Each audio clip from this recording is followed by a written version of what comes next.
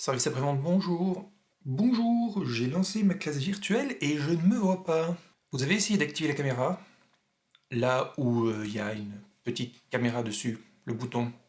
Ah, d'accord. Voilà. Service après-vente, bonjour. Bonjour, je suis sur la classe virtuelle là et j'aimerais voir tous mes élèves d'un coup. Vous voulez dire voir toutes leurs têtes d'un coup? Désolé monsieur, ce n'est pas possible. Oh, c'est dommage, je suis déçu, déçu, déçu, déçu, déçu, déçu. Réfléchissez bien, vous êtes sûr de vouloir voir les têtes de tous les élèves après 2 mois sans avoir vu de coiffeur? C'est pas faux. Service après-vente, bonjour. Bonjour, je m'appelle Nicolas et je suis un prof. Ah non, pas lui, pas lui, pas lui, pas lui, pas lui. Je peux plus le supporter.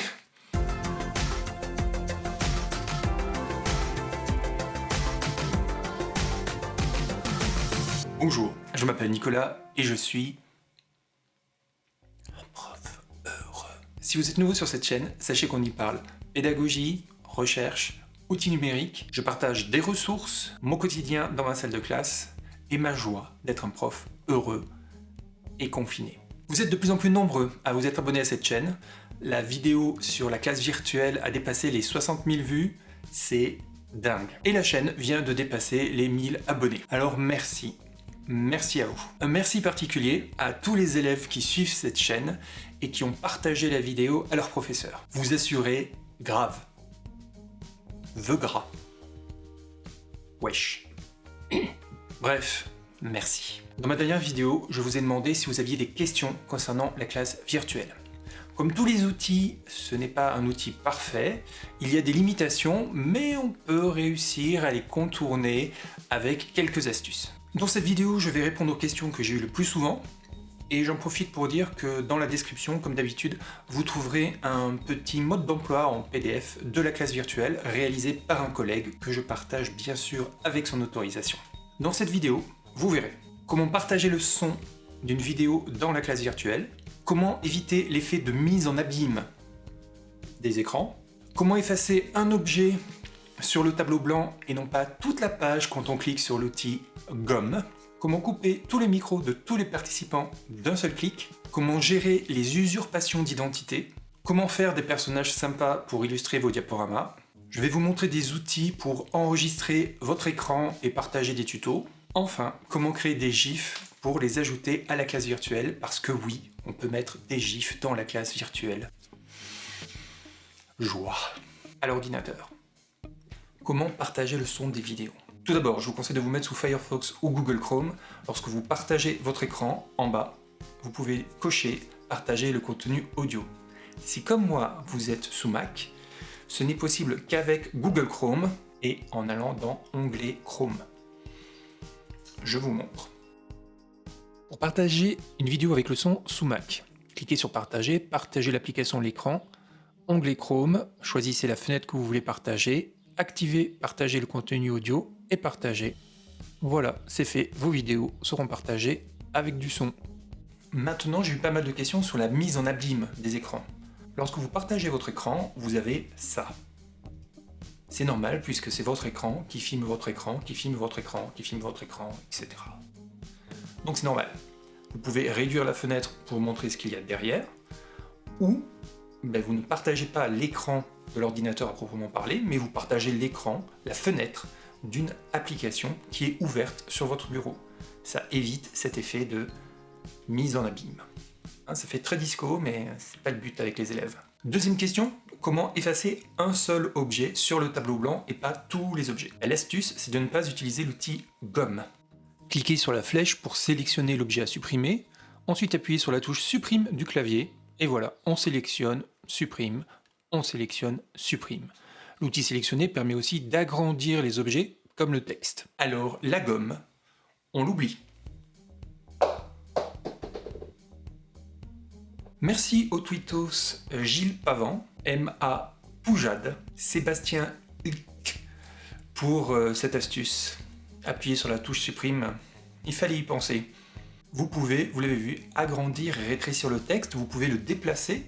Donc en SVT, on va faire des schémas avec des blocs de texte que les élèves peuvent déplacer de manière collaborative pour les mettre au bon endroit sur le schéma. C'est super. Ensuite, comment couper les micros de tous les élèves d'un coup? Il peut arriver, notamment en fin de séance, que les élèves soient particulièrement impatients, excités, et que tout le monde se mette à parler en même temps, et quand vous avez besoin de reprendre la main, c'est compliqué. Donc l'astuce est toute bête. Je vous la montre. Rendez-vous en haut à droite sur la page où on voit tous les connectés, cliquez sur les 3 petits points, puis désactivez le micro de tous les participants. Facile. Alors, gérer les usurpations d'identité. Clairement, c'est pas une question avec une réponse évidente. Vous pouvez demander aux élèves d'ajouter leur date de naissance après leur nom et prénom. Généralement, quelqu'un qui veut voler l'identité ne connaît pas cette information-là. Vous pouvez la vérifier puisque vous avez le listing des élèves disponibles. Vous pouvez vérifier que chaque élève est bien celui qu'il prétend être en le mettant dans un groupe de travail avec vous. Il met sa caméra 2 secondes, il l'enlève, voilà. C'est comme faire l'appel en classe, c'est fastidieux, mais c'est possible. Si jamais il y a des élèves qui arrivent en masse, et qui perturbent le cours, vous faites la liste de tous les élèves que vous connaissez qui sont présents, vous réinitialisez votre classe virtuelle, et vous envoyez en message privé le nouveau lien vers votre classe virtuelle. Ça prend un petit peu de temps, aussi. Cela permet de faire une première classe virtuelle de filtrage, en quelque sorte, et ensuite, vous pouvez envoyer qu'à certaines personnes le lien vers la classe virtuelle. Encore une fois, il n'y a pas de solution miracle, c'est pénible, c'est vrai. L'idée, c'est de toujours réinitialiser la classe dès qu'on l'a fini et donner le lien juste avant de commencer, mais c'est pas toujours évident. Et je suis désolé pour tous ceux qui vivent cette situation, c'est particulièrement pénible, c'est vrai.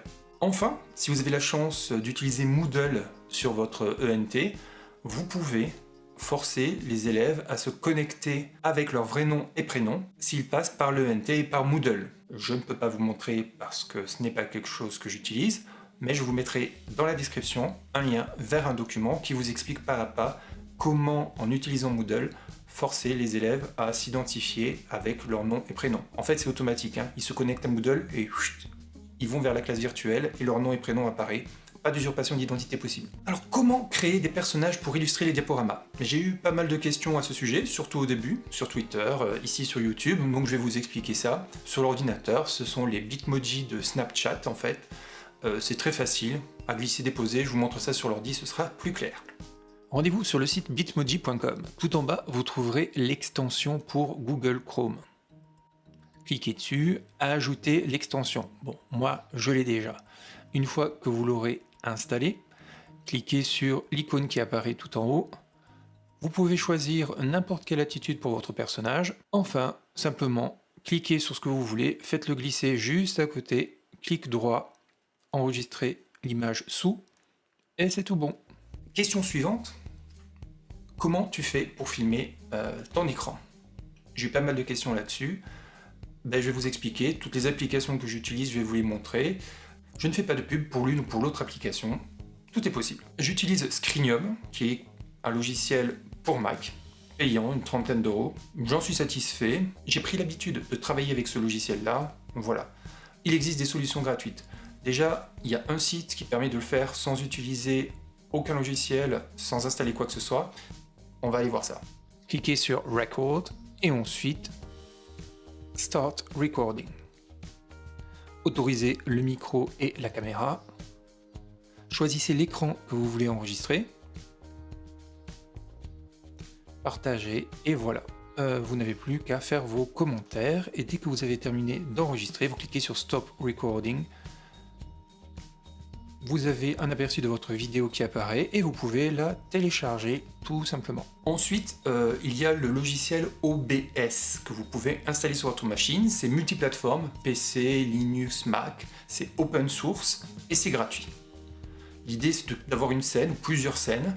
Et dans chaque scène, vous pouvez enregistrer l'écran, enregistrer la webcam, mettre différents périphériques. C'est un outil utilisé par pas mal de gamers lorsqu'ils font des speedruns ou qu'ils montrent des glitches sur Twitch. C'est génial. Si vous n'avez rien compris à cette phrase, c'est tout à fait normal. OBS demande une certaine prise en main, mais ce n'est pas impossible non plus. Dites-moi dans les commentaires si vous souhaitez que je fasse un tuto spécial OBS.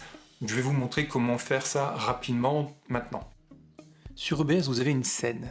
Et à cette scène-là, vous pouvez ajouter différents périphériques de capture. Première étape, je rajoute une capture de fenêtre. Je choisis quelle fenêtre je souhaite capturer, donc filmer, enregistrer. Je choisis Chrome. Ok. J'ajoute maintenant la webcam. Donc j'ajoute cette fois-ci un périphérique de capture vidéo. Ok, je choisis la webcam de l'ordinateur. Ok, c'est tout bon. Et maintenant, je peux réduire la taille de la webcam, placer la fenêtre où je veux, agrandir l'écran derrière moi, et je n'ai plus qu'à cliquer sur démarrer l'enregistrement. Voilà. Enfin, il y a ShareX, qui permet de faire ça sur PC. C'est un logiciel gratuit, visiblement très performant, mais comme c'est sur PC, je ne peux pas vous le montrer. Mais le lien est dans la description. Et enfin en bonus, le GIF. Je ne sais pas si vous le savez, mais on peut intégrer des GIFs dans la classe virtuelle. Un GIF, vous savez, c'est une petite animation comme ça, très sympathique. On peut le mettre sur la classe virtuelle. C'est très pratique, c'est très sympa, c'est très fun. Ça fait beaucoup rire les élèves. Merci à Silver Teacher pour avoir montré cette astuce sur Twitter. Hi. On peut aussi créer des GIFs nous-mêmes. Je vais vous montrer comment je fais avec l'IceCap, qui est encore une fois multiplateforme, gratuit et open source. C'est très simple pour faire une petite capture d'écran et transformer ça en GIF. Ça peut être très pratique pour faire des tutos. Voyons ça sur l'ordinateur. Pour créer un GIF avec l'IceCap, c'est très simple. Cliquez sur l'application, sélectionnez la zone que vous voulez enregistrer et transformer en GIF. Voilà, on peut agrandir la fenêtre dans toutes les directions. Voilà. Tout simplement ensuite, appuyez sur Record et ça va enregistrer. Ici, j'enregistre à 8 images par seconde. Je nomme mon fichier avant, mettre en gras, je l'enregistre, vous le voyez apparaître sur le bureau.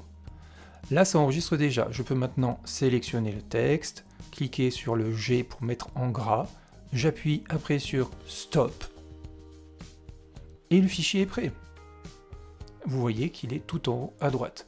Je retourne à la classe virtuelle, je fais glisser le fichier, il fait 110 kilo-octets, ce qui est rien, je le partage aux élèves, regardez le résultat. L'image, comme vous le voyez, est de bonne qualité, le fichier est de taille très réduite et cela permet de partager des petits tutos instantanés très facilement. Voilà, comme d'habitude, vous trouverez tous les liens dans la description. Et j'aime bien faire ça, je le fais souvent. Je pense avoir répondu à l'ensemble des questions, du moins les questions qui reviennent le plus souvent.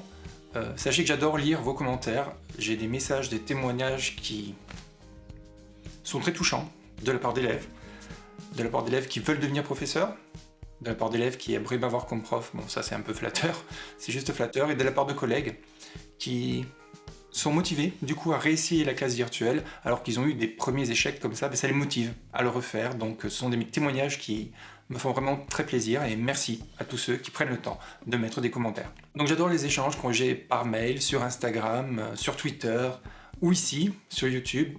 C'est super, super enrichissant, j'apprends beaucoup à votre contact aussi, c'est super. Merci de votre soutien. Ah puis oui, j'ai ouvert aussi une page Facebook, au cas où, vous la trouverez sur la page d'accueil de ma chaîne. Voilà. Si vous avez des demandes particulières de tutos, j'ai conscience que je suis allé un petit peu vite aujourd'hui parce qu'il y avait beaucoup de choses à dire. Si vous voulez un tuto plus précis sur un élément de cette vidéo, n'hésitez pas à me le dire en commentaire ou sur les réseaux sociaux. Comme d'habitude, si cette vidéo vous semble utile, on like, on partage, et on n'oublie pas de s'abonner et de mettre la cloche. J'oublie tout le temps de dire qu'il faut mettre la cloche. Pourquoi c'est important? Parce que les vidéos, pour le moment, je ne les mets pas à un horaire précis, elles apparaissent un peu comme elles apparaissent, et bon, si vous avez la cloche, vous avez une notification, ce qui peut être intéressant. Je vais continuer de publier des vidéos, tutos, réflexions pédagogiques, donc n'hésitez pas à vous abonner si vous voulez connaître la suite. Ici, vous avez d'autres vidéos sur la classe virtuelle, et par là, c'est pour vous abonner. Ou par là-bas, sur les côtés, je ne sais pas. Et à bientôt. N'oubliez pas, soyez heureux.